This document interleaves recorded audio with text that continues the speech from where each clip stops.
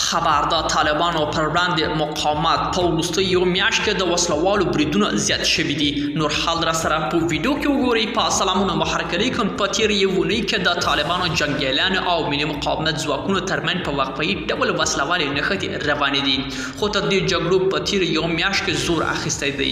د هېواد په څلور ولایتونو کې د وږې میاشتې په بهیر کې شاوخوا 2 ځله د دواړو لورو وسلوالو کسانو ترمنځ نښتې رامنځته شوي دي.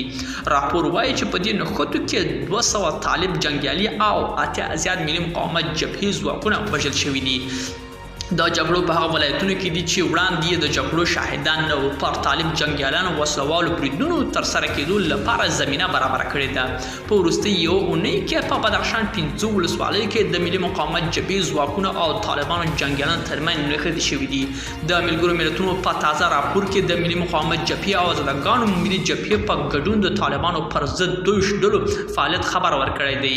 د ملګرو ملتونو سازمان سرمنشي انتوني ګوتریش د تلي په څلورمه د دوشنبې په ورځ د سازمان په 3 میاشتني راپور کې ویلي چې طالبانو وسلوالو بریدونه په دې 3 میاشتو کې زیات شوي دي.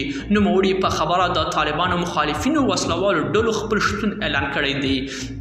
د ملګرو ملتونو سازمان سرمنشي دا ادعا په بنسټ په اوس مهال کې د افغانستان په 26 ولایتونو کې 200 وسلوالې ډلې د طالبانو پر وړاندې په فعالیت بوخت دي. په دې راپور کې ویلي چې طالبانو مخالفې ډلې کوم ځای پر لاس نه لري.